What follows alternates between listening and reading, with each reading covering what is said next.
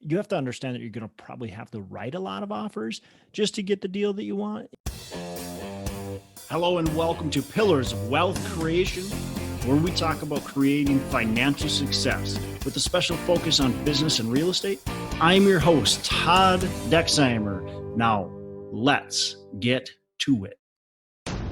Hello and welcome back to Pillars of Wealth Creation. I'm your host, Todd Dexheimer. With me, as always, we got Matt Jones. Matt, how are you doing today? I'm doing great. How are you doing, Todd?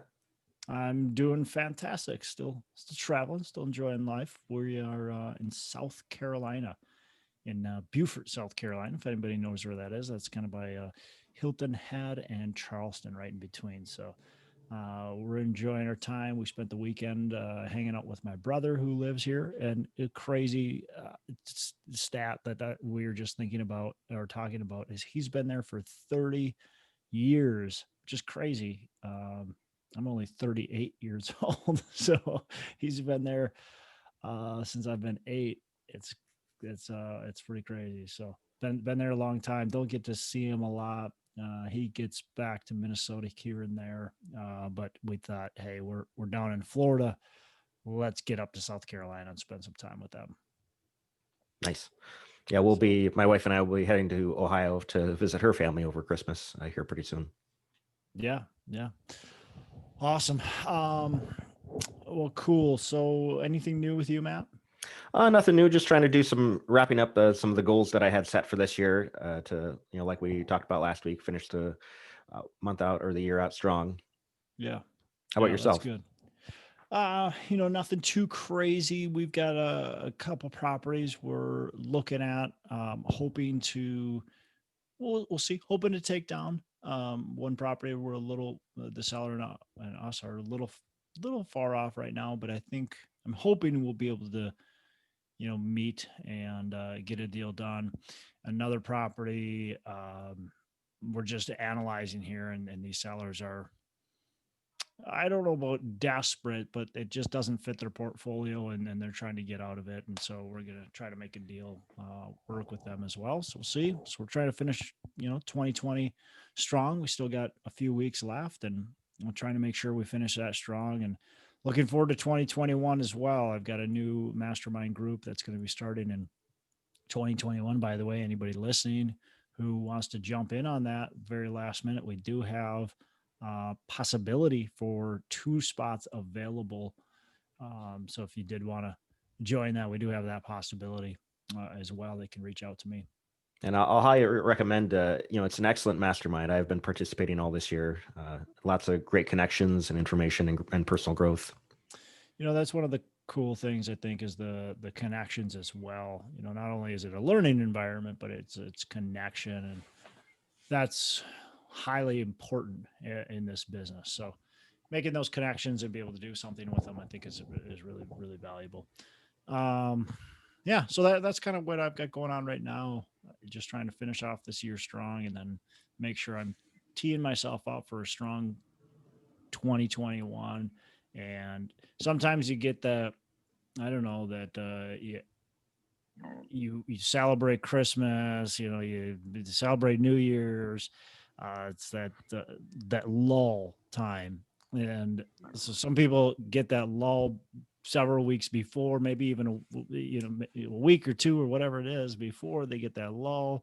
Then that goes through, and then all of a sudden, like even a week or 2 after, you're still in that little lull time. So you got to make sure, first of all, you don't get in it too early, and you get out of it quickly if it does come to you. So I want to make sure we end strong, and start strong. Great. But so Matt, what's today's topic? Yeah, today we're going to be talking about how to make offers that are successfully accepted. Yeah, awesome. So first and foremost, I think in making offers is making sure you've got good relationships and a good presentation when you're presenting that offer. So, relationships, we want to build strong relationships with brokers. If the broker doesn't know who you are, it's hard for them to take you serious, right? So especially when we're talking commercial multifamily. In commercial multifamily, you don't just jump into, the car of the real estate agent, and they drive you around and show you everything that's on the MLS, and then you make an offer. Right. In commercial multifamily, you're dealing with the broker who's got a relationship with the seller, and that's the broker you're actually dealing with, is the listing broker. And a lot of stuff might be off market, but they still have a relationship with the seller. They have permission to show the building. They have permission to, present offers, and that's who you're actually creating that relationship with. That's who you're putting your offer through. Typically, you're not, just looking and finding any realtor and they're representing you. That's traditionally not what's going on here. So that's first and foremost. We want to create good, strong relationships beyond broker relationships. Of course, we want lending relationships, property management relationships, and so on. Attorney relationships, title company relationships. Yeah. In order for somebody to want to do business with you, they have to know, like, and trust you. Yep. Yep. And of course, you need to know the market, need to know the neighborhood, need to have seen, in my opinion, seen the building, or not necessarily seen the building. I guess if you have a really strong relationship and know the building and understand what's going on, it's okay to put a preempt offer in, but knowing that you're going to be at the property before the offer is accepted. And if it's in a fully marketed position, I think that seeing the building is really important. And part of knowing the market is knowing the rehab costs that it'll take to Yeah. get the property up to what you want. Yeah, that's a good point. Knowing the rehab costs is huge. We have to understand what's going on, because look, again, these brokers oftentimes have one opportunity to sell a property. All right. So if they bring a buyer and the buyer doesn't close on the property, then what happens? Well, they maybe don't get another opportunity. Some other broker comes in and they get an offer and it actually closes. That's a huge commission, right? Let's say they're charging 3 or 4% of the purchase price, and it's a $10 million purchase. It's big. That's a big number. That hurts. So if they don't close that deal because of you, you costed them, I don't know, 400K, 300K, whatever it might be. And that's a big blow to them. And so they want to make sure they're bringing in people that they feel like can actually close on the deal. And that's really important. So before we even think about presenting our offer, we need to make sure we're to that point where they know, like, and trust us, as you said. Yep. And if you've never closed any deals of the kind that you're looking at, it helps to partner with somebody who has. Yeah, absolutely. It always helps bringing in a strong team. And even if they're, let's say, more on the consultant range, Matt, if you, let's say, I know you're looking into some new markets, and let's just say you find a property there, having a strong backer behind you is going to be important, right? And it doesn't need to necessarily mean they're going to be 50, 60, 70%, 80% owner. Maybe they're 10% owner. Maybe they're 20% owner. Whatever it is, but you need to have them part of your team, or it's valuable to have them as a part of your team. Once you close that one deal, that very first deal that you close, you're going to be taken seriously. So that first deal, in my opinion, it's okay to give up a decent amount in that first deal, because we know that the second, third, and fourth deal will be taken a lot more seriously. We're going to get a little bit better deals.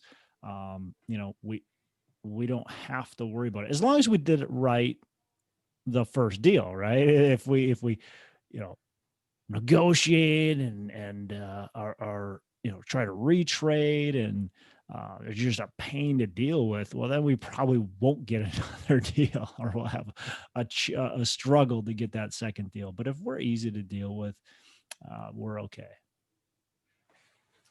Yeah, and what sort of things are they looking for? And for example, like a quicker close, higher prices, that sort of stuff makes your deal or your offer stronger. Yeah, so it's obviously competitive offer. It depends on the market, quite frankly, Matt. Mm. When we're looking at a market that I don't even want to say it's not hot, but when you know you- I know like a market like Dallas, Texas, for instance, um, hard money day one. You're expected to put a good chunk of hard earnest money day one. So meaning the day that the seller and you sign the purchase agreement, you have, let's call it, I don't know, 5% of the purchase price. That earnest money is lost if you back out of the deal. So, and maybe after the due diligence, the remaining 5%, so 10% total, becomes hard. If you want to be really strong, you do the whole 10% right up front. So all of a sudden, if you're making a $10 million offer, maybe $100,000 is hard day one, right? Other markets like Lexington, Kentucky, even Tampa, Florida. I was talking with the brokers in Tampa, Florida. That doesn't happen very often. So it depends on where you're at, what region you're in. That's conversations you want to have with brokers. What are the competitive offers um, doing that's making them stand apart to get the deals? And if they're saying, hey, earnest money needs to be hard day one, well, be prepared. Earnest money needs to be hard day one.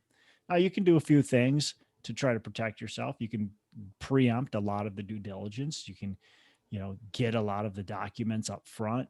You want to be definitely more diligent in your initial walkthrough. And then as they accept the LOI, the letter of intent, you want to make sure you get back to the property and get into as much as humanly possible, because there's always like a week to 2 week time frame between the acceptance of the letter of intent and the negotiations on the purchase and sale agreement. Typically, it seems like it takes 2 weeks, sometimes even longer. So you do have some time there before that earnest money needs to be deposited. So, um, the other thing is short due diligence. Typical due diligence is 30 to 45 days. Well, if you want to be super competitive, make it a shorter due diligence. Just make sure you can actually do proper due diligence. If you can't, well, then you're putting yourself and your investors in a really poor position, right? Of course, the larger earnest money, instead of 10%, you could put 20, 25, 30%.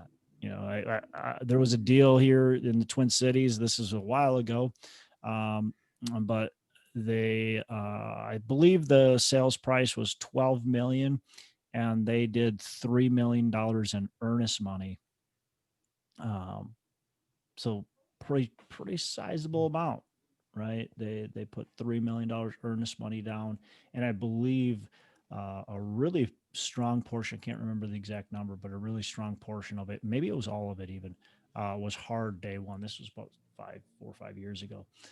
Um, no financing contingency, of course. That's pretty typical right now in this market. Is mostly you're not going to get away with putting a financing contingency. It's strong enough in pretty much every market that I know of, at least, where you can't say a financing contingency. Now, if things do soften up and multifamily struggles here, you'll start seeing that come back, where we'll say, hey, we got 45-day due diligence and a 45-day after that for financing, and we've got a financing contingency. If our financing doesn't come through, we get our earnest money back. But that's not happening today. Of course, quick closings always helps. If you can close in 60 days or less. And of course, the last thing is cash, which most of us don't have, or a lot of times doesn't make sense to bring 10, 20, $30 million cash. But if you're buying a smaller property and it's distressed, being able to buy it with you know let's call it $1 million in cash, bring your investors in and buy it cash, that makes a strong offer. And a lot of times you can get not a massive discount, I would say, in a competitive market like this, but you might be able to get a little bit of a discount. Yeah, that makes sense. And I know with smaller deals, like the cash doesn't have to necessarily be cash. It could be money from another HELOC or a business line of credit or something like that. Yeah, it doesn't have to be cash that you have on hand and you're sitting in your piggy bank. But again, it could be from investors, it could be from a HELOC, it could be, there's a lot of different ways you can get the cash to buy the asset. So yeah, it doesn't have to be just sitting there in your bank account today. Yep. So you make an offer. Usually, how much time in between when you see a deal would you make the LOI? Well, again, it's property specific, and it depends on if it's off market or it's fully marketed.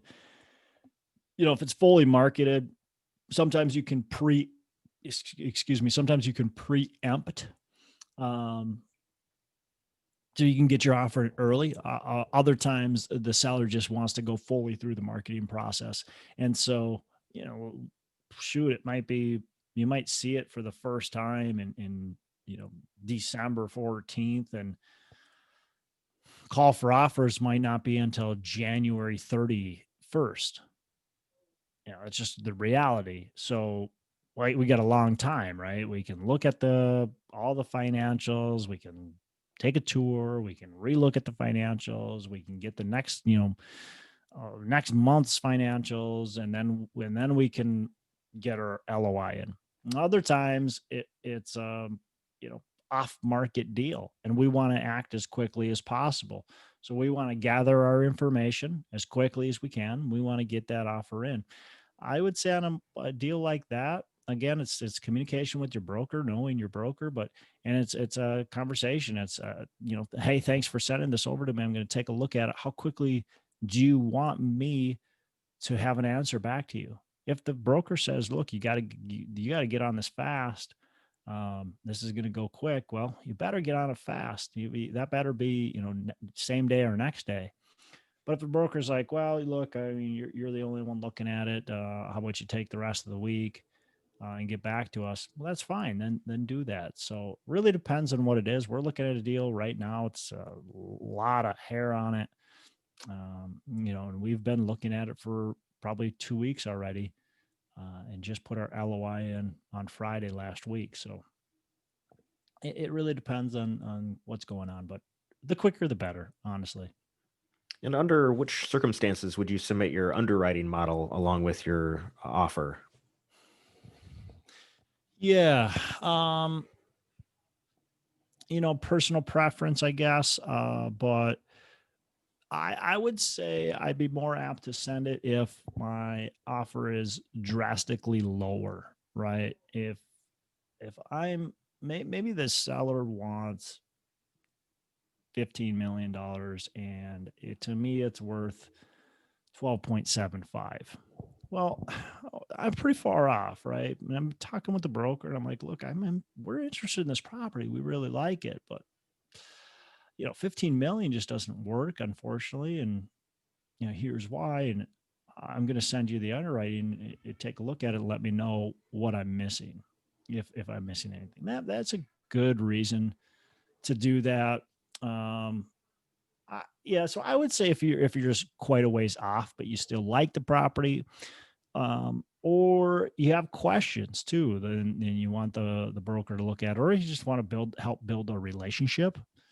So that's it's kind of personal preference when you send your underwriting in, but I wouldn't hesitate to do it. I don't think it's a bad thing. What I typically take off of my underwriting is all my investor profits. Um, super. I'm never super aggressive, but if you're trying to show aggressive underwriting, I would take that off. Optimistic underwriting, whatever you want to show. Some people have an extra spreadsheet that they'll show optimistic underwriting. I would take that off, and I would just show my conservative underwriting and show that to the broker.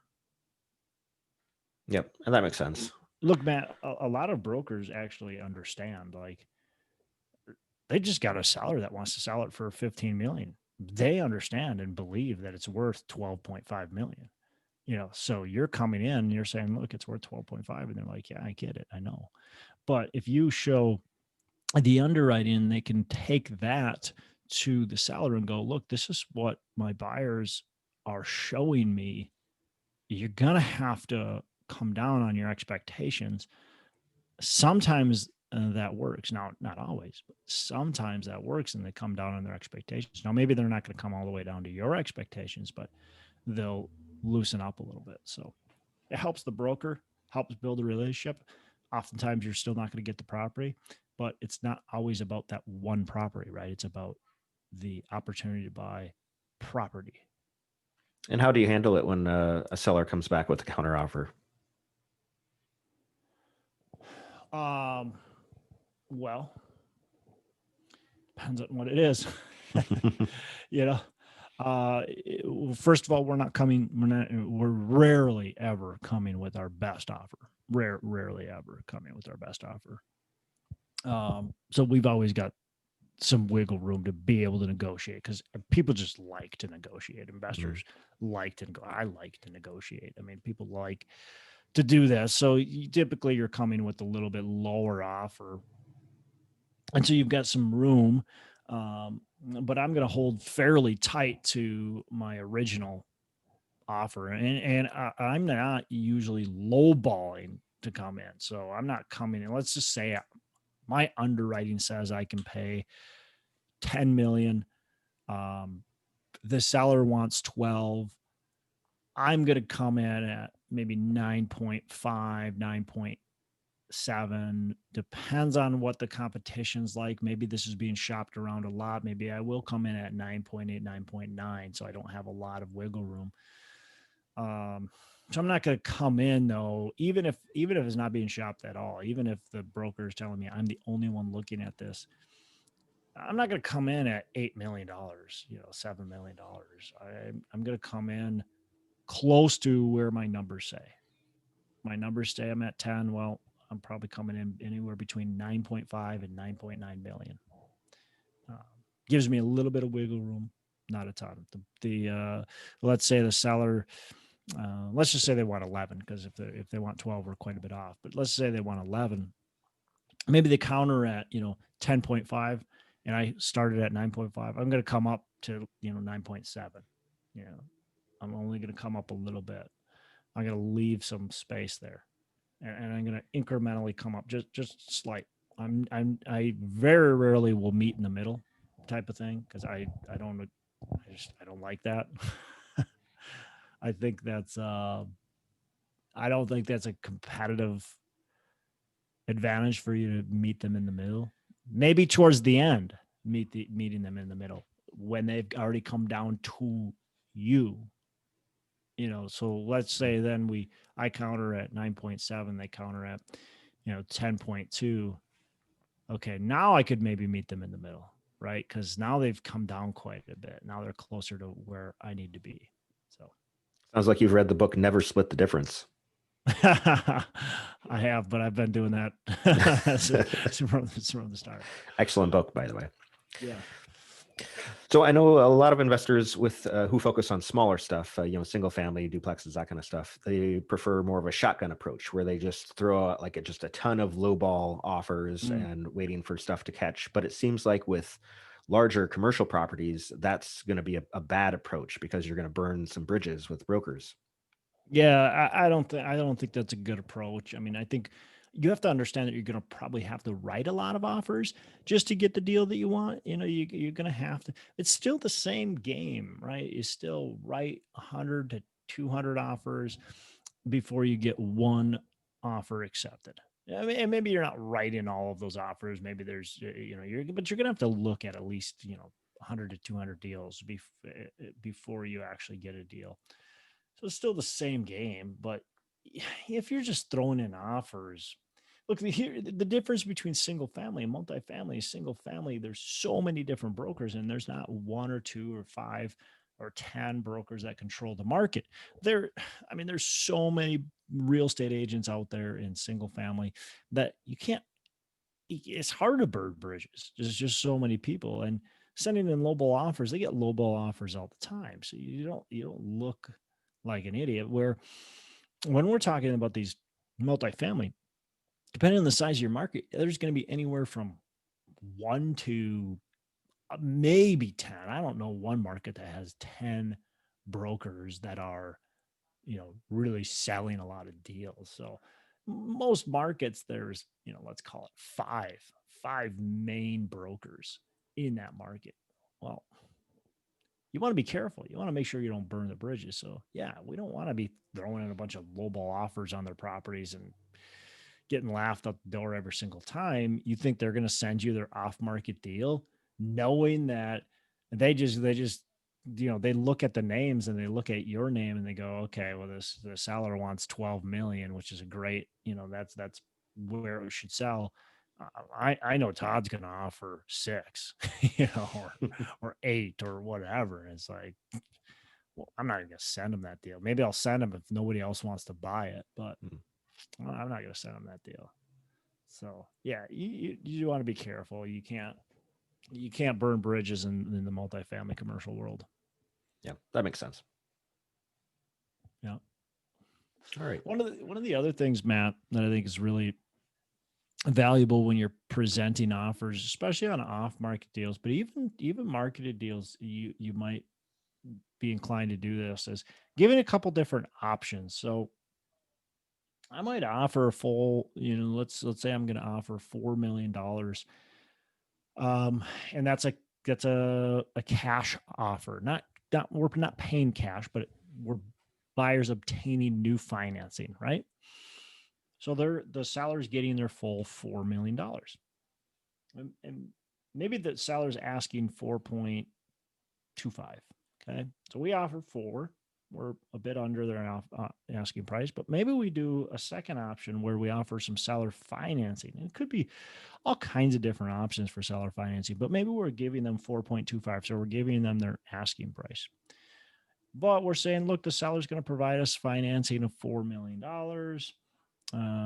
We're going to, put the $200,000 or $250,000 down payment goes to the seller. And maybe we're putting some money on an escrow account, and that money's accessible by the seller if we default. That money can be used for improvements. There's all kinds of good ways we can do it. Maybe we'd give them a 10% down. Maybe we give them a 20% down. We have different terms, but there's options that we can do. So I like coming to the table, especially on the off-market deals. And every deal is different, right? We don't need to necessarily do the options if we know that there's zero possibility that the seller would do seller financing, or if they're distressed and they just couldn't do seller financing. Well, then why even come to the table with it? But oftentimes I will put that in there. Might have 2 options, might even have 3 options with seller financing type deals. Maybe even 4. Maybe I've got just the regular purchase and then just the seller financing options. So that gives me, in my opinion, a little bit of an advantage that the seller can see I'm being flexible and I want to get this deal done. I'll explain those financing options so they can completely understand it. It's hard sometimes to understand the seller financing. So we want to make sure we have enough details on that. So that might be an additional page that spells it out, shows them, maybe even a little graph or spreadsheet so they can see what their payments are and that type of stuff. So I think that's really valuable. And they can feel a little bit more in control because they have a menu of options that they're deciding the path to take. Yeah, absolutely. I've had several sellers on deals that I've done that have accepted seller financing, gladly accepted seller financing because they've seen the profit of that seller financing and they like that opportunity. They actually, like one guy, he was retiring. He liked the cash flow.